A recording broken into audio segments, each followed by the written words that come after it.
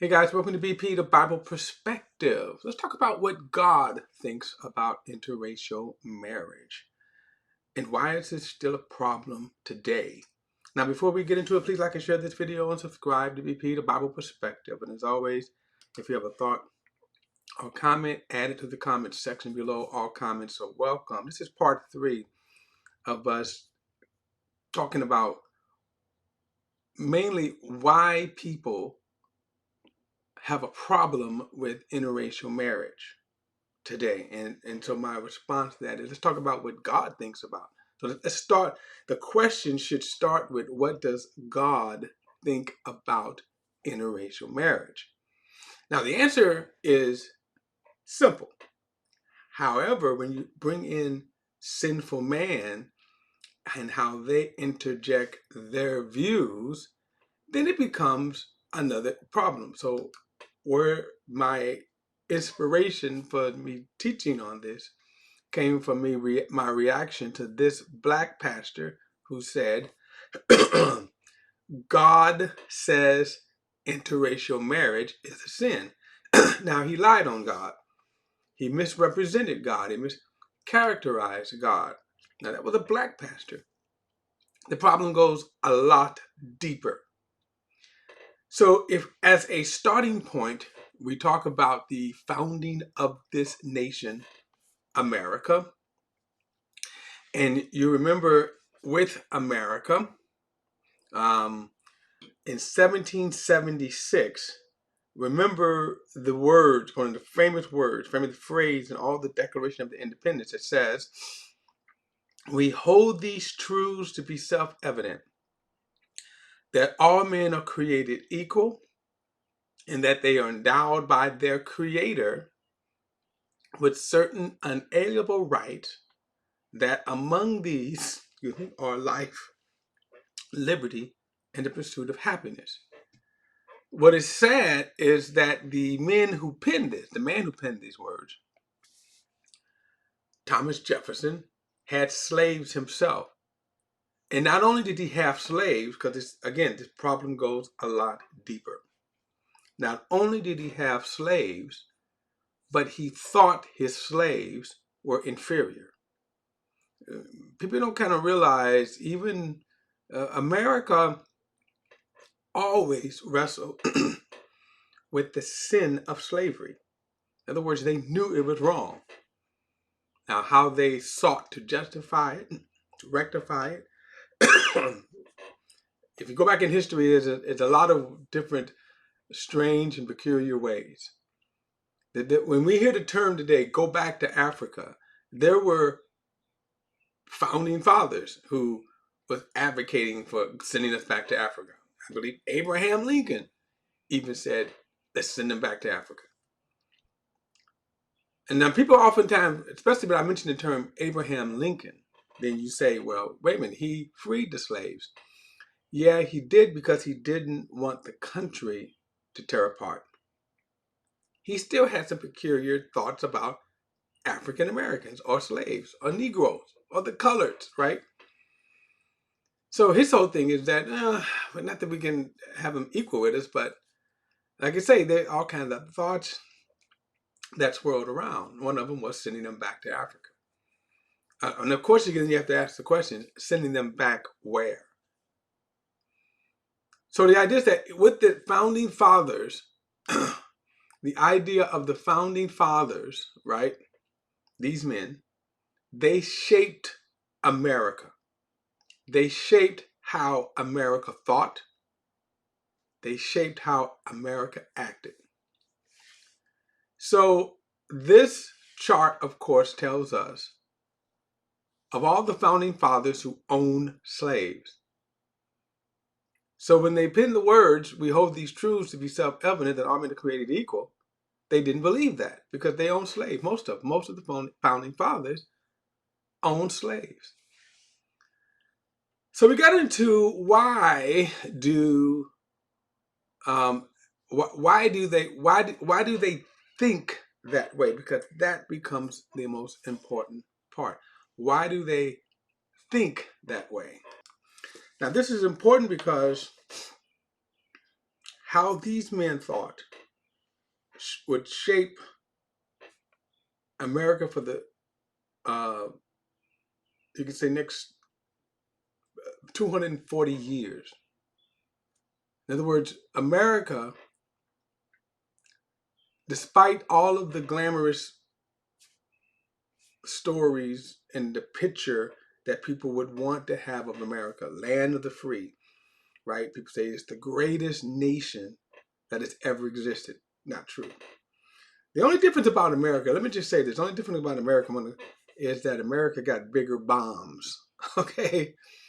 There are other nations, if you wanted to say, compared to the kind of lifestyle, they can give America a run from it. But and again, here's the thing: what America should have been, the people just didn't live up to it, and that's where the problem comes in at. I think we do have one of the greatest documents. Excuse me, one of the greatest documents of history, of Constitution, than all other nations, of all other nations, which makes America the biggest hypocrites because they did not live up to the documents. Now, again, remember, when Thomas Jefferson, and I think you see Tom in there, right? It's a picture. I think Tom is the one on the extreme right. When he penned the words, right? We hold these truths to be self-evident that all men are created equal. They are endowed by right by their Creator. He himself did not believe that. He owned slaves, fathered children with some of his slaves. So the question is now, how did they get to where they thought, their thought process, how did they get to that? So we have to kind of even go back to the origins then of these men, right? In terms of the colonizers. And as I said, there was a guy around the 14th century where they begin to make the difference. So when we define the term racism as it is defined, now not the connotation of it. Now, people use it today and however they kind of want to use it. Like, for example, I've been called a racist. You can't say, well, I have been called a racist. No one has ever specifically spelled out, but yeah, people call. In fact, there's a guy on Facebook that used to. I'm not on Facebook that much now, but there was a guy on Facebook that he said. By the way, this guy was a racist himself, but he said, and I'm going to say why he's a racist, and I'm going to kind of probably get back to the curse of Ham, and he believed that. And so this man, I think, is in his 80s too, by the way. But he says that I was the most racist he's ever met. Now, he's never met me, but he said I am the most racist. Now, this man is in his 80s. So I'm telling you mean to tell me throughout the South, throughout the North, you never met racists that were really bad people? And it's a lie. As I often say, there are people that when you're sitting up in your barbecues, in your backyards, you know what they say. So even if you're not a racist, oftentimes you go to your family outings and you know what they say. You know what they say, that if you brought home Jamal, or if you brought home Shaniqua, and I'm just using that just very, very flippantly, okay? The problem is that even if you brought home Sheila, if you brought home Nancy, that happened to be black. If you brought home Kevin, if you brought home Dan, who was black, you would still have the same reaction. So the question is, how did they get to that? Because again, the term racism, as it was used, did not come into play into the Atlantic slave trade. And that the Atlantic slave trade from differed from any other slavery out the world, including the slavery that the Bible condoned. Moses regulated slavery in the Bible under the law. That we don't like to hear that. We don't like to talk about that. It's terrifying because how do you explain that? Because remember, if Moses gave the command, he gave so by God's command. So God regulated slavery.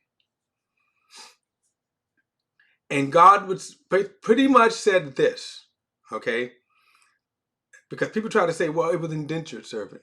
Well, the indentured servant only was part of the regulation that fellow Israelites could not enslave, right? An Israelite could not enslave a fellow Israelite.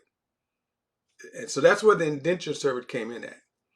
That they could be under service, but after so many years, you had to let them go. And then after even more years, like a year of Jubilee, all debts were forgiven.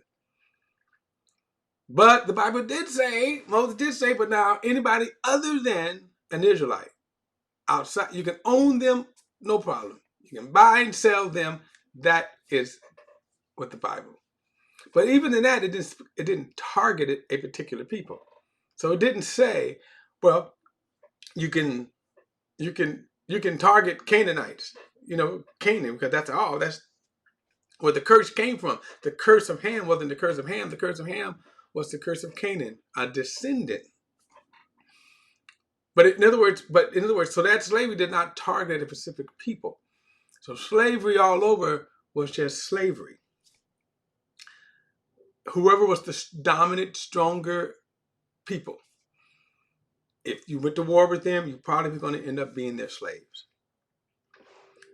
So when we come to the Atlantic slave trade, they targeted a specific group of people, dark skin, Africans, colored people, black people.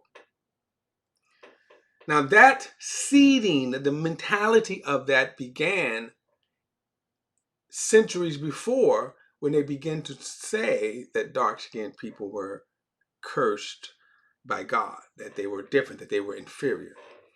And so colonization, the European colonization, spread racism throughout the entire world. Okay? Throughout the entire world.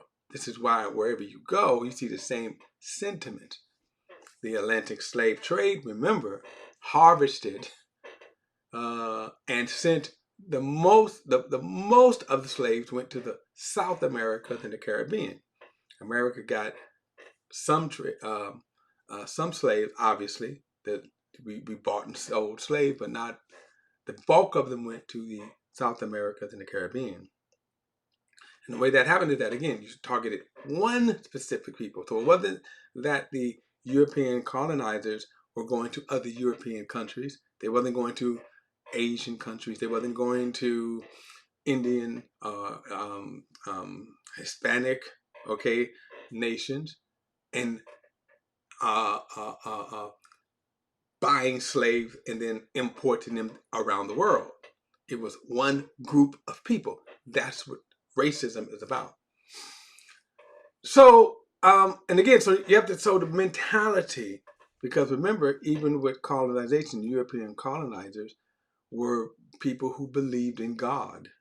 They believed in Christianity. Christianity was the dominant religion. Christianity was the dominant religion.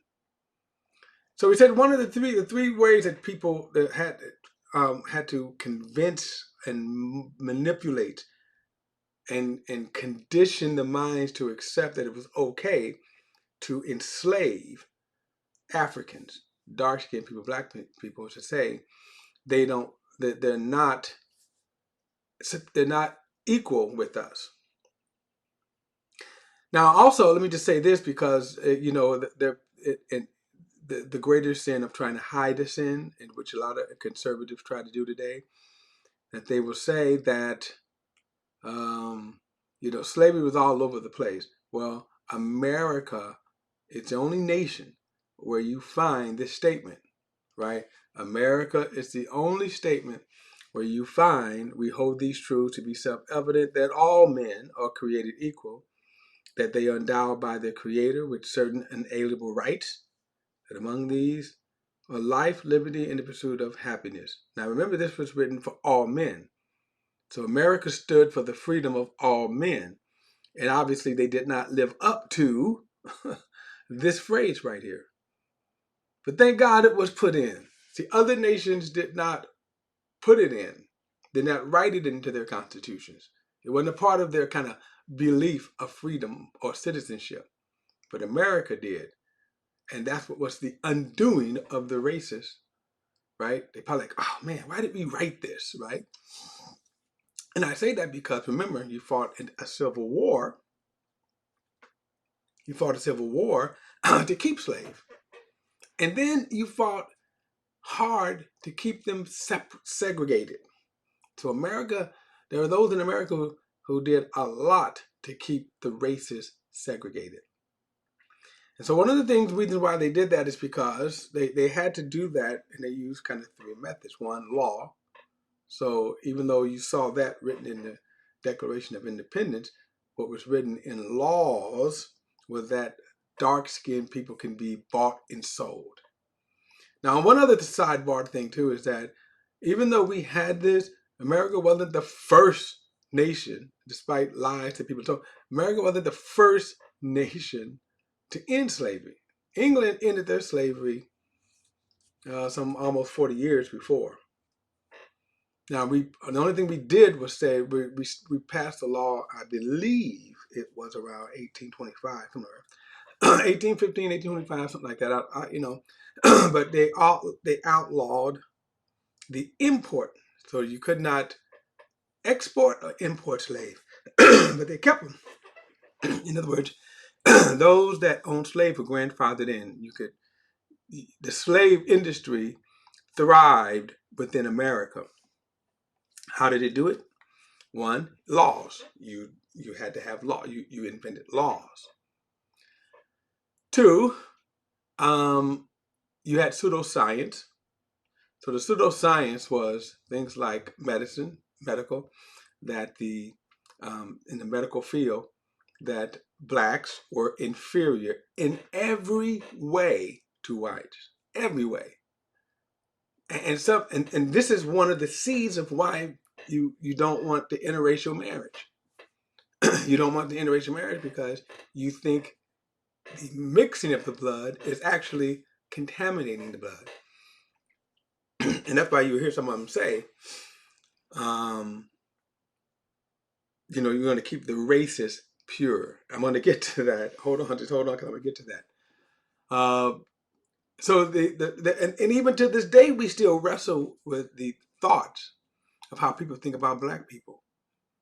How even in 2024, you have to fight for that. How a white doctor or nurse will treat and prescribe medicine and things like that.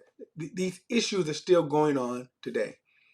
They are remnants, seeds that are still going on. So you kind of have to think about something. America always wrestled with, like I said, they wrestled with the guilt of slavery. They knew it was wrong. They knew it was wrong. But if we give up slaves, how are we going to get our money? Okay. And it wasn't just equality, but with more money. Well, 1865 came. The war is fought. Slavery loses out. So now, since we cannot profit from you, let's then segregate. And that went on for the next 100 years.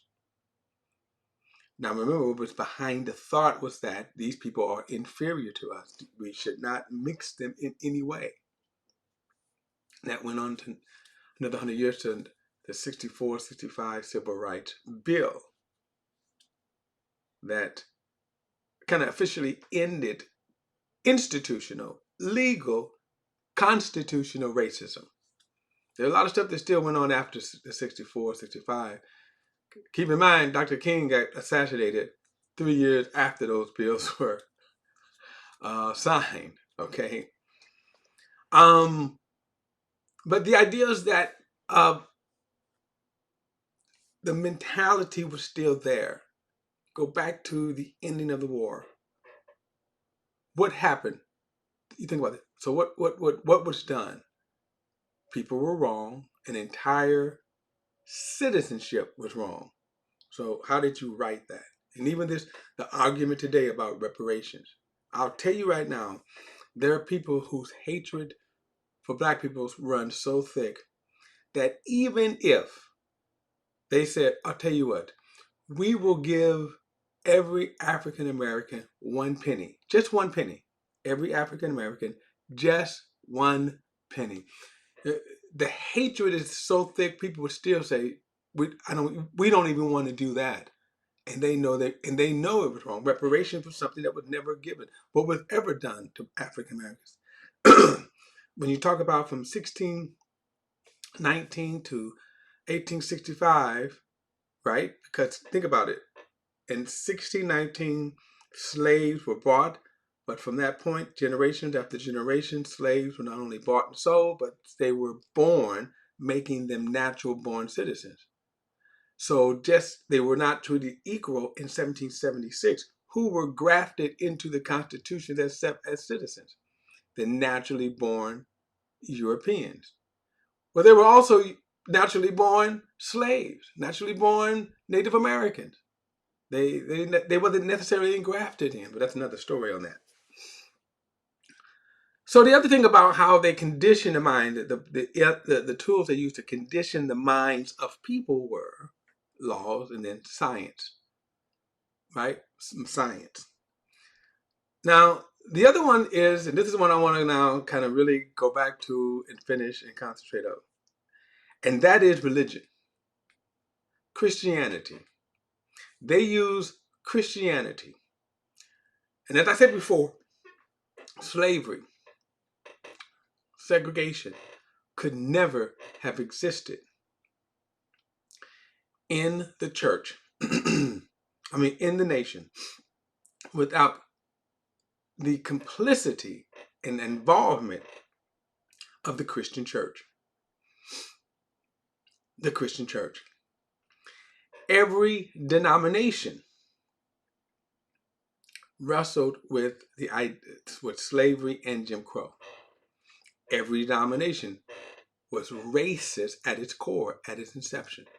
And that's why you had the struggle, because you had some people that would say, and good God-fearing white people that said, this is wrong. You go back even to England with Wilberforce. And he was saying, y'all, this is wrong. How are you going to sit up and say you love God, but yet treat Africans and dark-skinned people wrong? Well, he was overridden. The people throughout all generations were always overridden by the more powerful.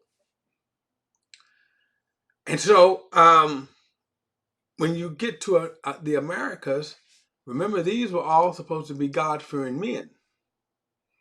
These are all supposed to be Christians. They wasn't all Christians, but if you look at people, these were all supposed to be all Christians. That they founded America based upon Christian principles. Well, that would have to be slavery then, wouldn't it? But when we come to how Christians in America were conditioned, they were conditioned. Now, the reason why I spent all that time talking about American racism, because virtually there was no difference in what you saw in the Christian world versus the non-Christian world. They thought a lot. And even today, you'll see that there are people that align with atheists, those who do not believe that Jesus, whether they're Orthodox Jews, or I'm going to say so-called Orthodox Jews, or just plain non-religious people. Why do you think that people align so with Trump? Right? Well, now, the two men here, look at, that's John MacArthur. But think about all of the Christian leaders. I'm not going to go too far in that. That's why I don't have pictures of them. But John MacArthur kind of represents a lot of the conservatives who aligns with Trump. Why would they align with Trump? One reason is because they think Trump is the great white hope that is going to restore a white Christian nation. Because it has nothing to do with the kingdom of God. But on that, I digress. So let's get to these guys again. So they represent what Christianity especially is. These are evangelical conservatives. So when you look at Christianity, Catholicism, full of racism itself, but Catholicism being sort of the mother denomination of Christianity.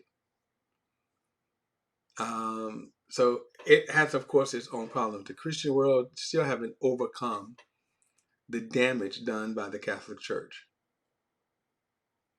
Oddly enough, one of them itself wasn't racism. Racism wasn't the biggest damage. But when you come to the Protestant movement, that these Protestant movement, especially in America, that the Protestant churches in America that wrestled with racism, that they themselves were racist. This is Jerry Falwell here, that he was a staunch racist who advocated and said how great America was, how wonderful America was. It was America God-fearing, he said, but yet at the same time, he said that if you are for integration, you are fighting against the will of God. One of his counterparts to the left was Bob Jones. Bob Jones, okay? Now, Bob Jones, he became famous, the school, Bob Jones University. Now, what a lot of people don't realize is how, again, as they are today, how evangelicals will show their true colors.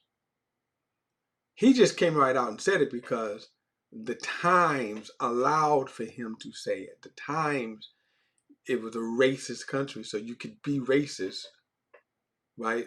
And no one would, This man had in his school, he started out with his school for evangelical whites. And he denied blacks. Okay, he denied blacks. Blacks could not attend his church. His school. And yet this man claimed to have been an agent of God to what? Prepare people to go and preach the gospel. Bob Jones University there. In a speech to the student body, I guess explaining why he held to the segregation, his racist view. Like, why am I racist? Right? Now, remember the term definition of racism when you think someone is inferior. And not only that, but remember the components of racism is that you not only think they're inferior, but you also use that superiority to oppress them. That's what the Atlantic slave trade did. They said, well, let's target it black people, and now we're going to oppress them. How did they oppress them? They stole them, bought them, slaves, right? Well, Bob Jones, of course, who had a school, he denied blacks because he felt blacks were inferior. How do Christians do that, though, right? That's always the amazing thing to me. How do Christians do that? And in one of his speeches, he tried to explain that God wants the races separate. Come on, God doesn't want the races to mix. Let me go share my screen because I want to bring up some. The verses again, and you're going to see I'm going to come back to these verses though. Acts 17. Let's go to that. I left off with this verse, these two verses, and I'm going to kind of go back to them. I'm going to go to Genesis. Let's see. Genesis. All right, Genesis 9. And so, in verse 1, I'm just going to read kind of the first few verses here, and then I'm going to skip down to where the races try to use this chapter here. Those of you who don't know, this is Noah, and Noah has just come out of the boat, right? And there's a joke in there somewhere about Noah coming out, come fresh off the boat, okay?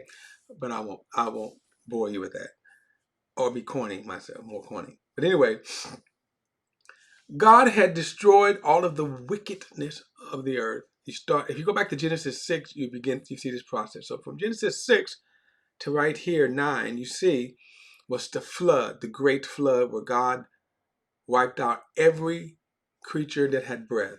So he swallowed the earth with water. And Noah was a righteous man. So Noah and his wife, and then Noah had 3 sons. So Noah's 3 sons and their wives.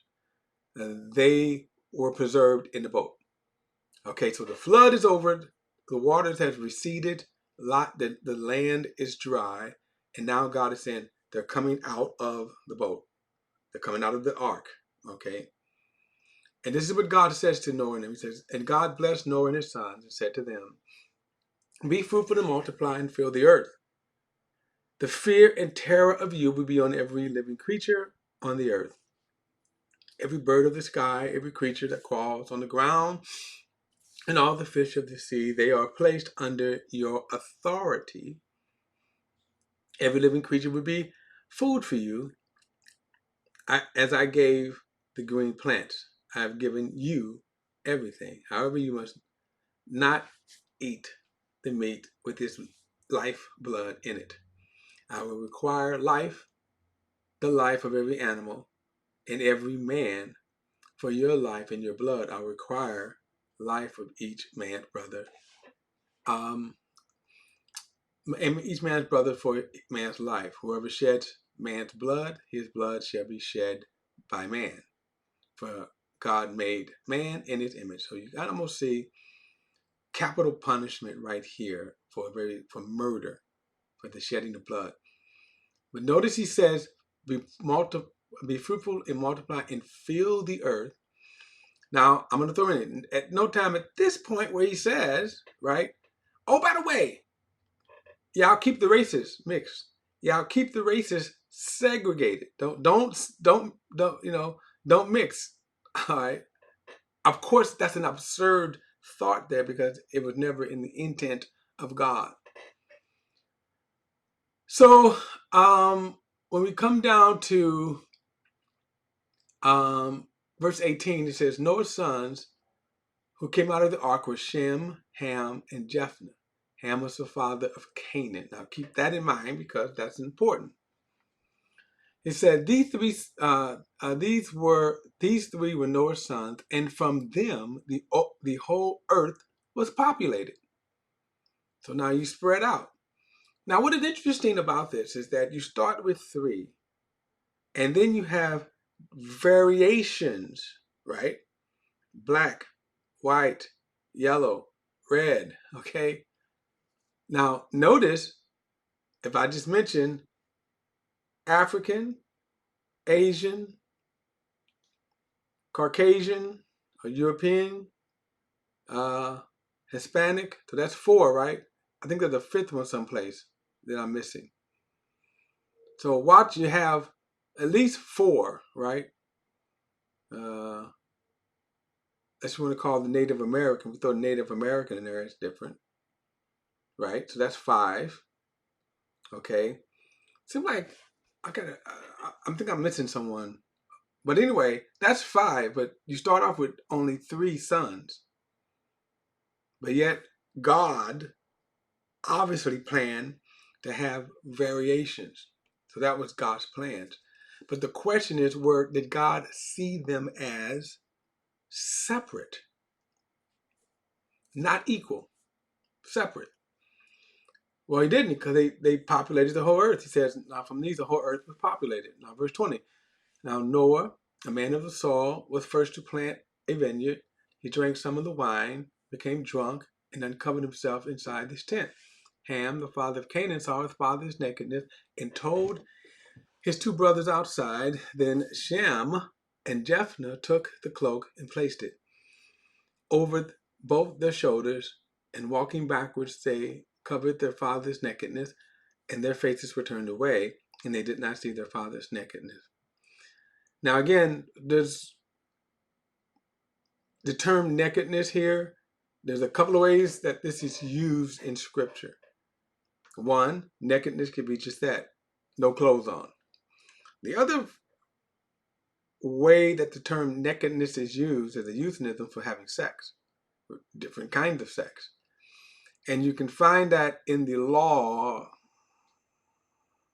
I want to say, I'm not thinking of the chapter, but Leviticus, where he gives an entire kind of chapter on who you can and can't have sex with, okay? And he uses the term, you can't uncover your sister's nakedness. You can't uncover your aunt's nakedness. You can't uncover your grandmother's nakedness. You can't uncover, and it goes on about different sex. And he used the term, the nakedness, okay? So the question of controversy, I could say, is from how do you take this, right? How do you interpret this? From here, it just seems the way it is presented here, he just saw him naked. There might have been something more, we don't know, but at this face value here, he just saw his father laying in his tent naked. Verse 24, and when Noah awoke from drinking and learned what his youngest son had done to him, he said, now some people take that phrase, what his younger son had done to him. Well, the very least, he could have said what he had done to him, he looked at him naked. Now, something more, the text is not clear. I don't think we should go further than that, since Moses, who is the writer of Genesis, did not give us any more detail. But notice what he said right here. Canaan would be cursed. He would be the lowest of slaves to his brothers. And then he also said, praise the Lord, the God of Shem. Canaan will be his slave. God will extend Japheth. He will dwell in the tents of Shem, and Canaan will be his slave. Now, I want to say this because we're going to come later on, if you want to get down to some of the arguments about why people think black people are cursed. This is one of the verses right here. This right here is the verse they use. Okay? But if you will also notice here that when you break down the three sons, Shem is where you get the bloodline of the Jews. Okay? Ham and Canaan is only one of his descendants. And you can read, if you, in this chapter, go further down, and he starts to give you all of these different, in chapter 10 here, kind of the breakdown of the nations. And then you can kind of deduce from that Ham would father a lot of the people, African, maybe even Middle Eastern, okay? And then Shem, of course, like I said, produces the bloodline of Jesus came through that. And then Japheth would have went maybe towards the European. But if you notice that Canaan was the slave of Shem, okay, not of Japheth. My point is, he's not talking about European slavery. That's my point, the Atlantic slave trade here. He's talking about something else totally different.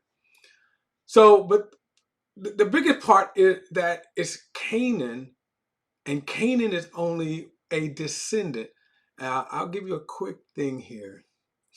Now look, so verse 6, Ham's sons is Cush, Egypt, right? And by the way, Egypt was on the continent of Africa, and I know Egyptians today like to think of themselves coming from this bloodline, anyway, but they are. Then Put, and then notice, and Cana. And then it goes down to breaking down each son. But notice, it's just, Canaan was just one. So my point is, Ham wasn't cursed, and then Ham wasn't cursed with dark skin. So nowhere in that does it say that. Okay? Nowhere does it say that. All right. Then I want to go back to Acts chapter 17. And Paul makes this statement within a speech. He says, from one man, he has made every nationality to live over the whole earth and has determined their appointed times and boundaries where they live. Now, when people read that verse of scripture, it's amazing because racists would say that God wanted the races segregated. And that's why they use the term. They forget the first phrase, right? And which I'll get back to in a moment. But then he comes down and he says, and at appointed the times and the boundaries where they live. But then they look at verse 27. He did this so, right? So this is the reason why he appointed the boundaries. This is why he did this. And this is what they conveniently skip. Because at this point, if God's will, as the racists say, was to keep the races pure, wouldn't he say it right here? So you go back and he says, from one man, he has made every nationality to live over the whole earth. So you start with one man. The common bond is one man, one blood. One man, one blood. So what are you keeping pure? They want to say, well, we're going to keep the European nations pure. And then he says, he says, he has made every nationality to live over the whole earth and has determined their appointed times and boundaries where they live. So God sent the people out, right? And then what? The nationalities live. So we can look at it and say, apparently you can see where Europeans live versus where Asians live versus where Africans live versus where Hispanics live, right? So apparently we could see that. But was the reason so that he could keep them pure? That the races would not be contaminated? By the way, Christians say this. Christians say this. He said he did this so that they may seek God and perhaps they may reach out and find him, though he is not far from each of us. So that's why he did this. Nowhere does it say that he did this in order to keep the races pure. Then you have to ask the question, well, why would God care about keeping the races pure? Because if he wanted that, he certainly would have stated that. And then if he wanted that, if that was true, then guess what? You violated that. The European colonizers violated it by going outside of the boundaries that God set for them. Nowhere did it say God set the European colonizers to come to America or anywhere else in the world that they colonized, right? So it makes them against the will of God. Okay. So these are kind of the two verses that they use to say that the races cannot and should not be mixed. Okay, that they say this for sure, that the races should not be mixed. So I'm gonna stop it here because I'll pick it up next time, and I'll come back to talking about the interracial marriage thing, which is where I kind of started off at, the whole interracial marriage. But understand that these men represent the Jerry Falwell. Now, the John MacArthur there is put there because he attended Bob Jones University, and of late, he's been squawking a lot about social justice, CRT, and which a whole lot of other stuff. He deserved that. That thought deserved this whole thing right there because it's kind of crazy, especially since he claims that he palled around with civil rights leader. But now it's almost like he said social justice is the most dangerous thing since the last 100 years. And I want to say, is it more dangerous than your association with Bob Jones University? But I digress. But the point is that Bob Jones University said it maintained racial purity. And I'll pick up with this guy in part 4 next time. So don't forget to like and share this video and subscribe to BP the Bible Perspective. And as always, if you have a thought or comment, add it to the comment section below. All comments are welcome. And I'll see you in the next study.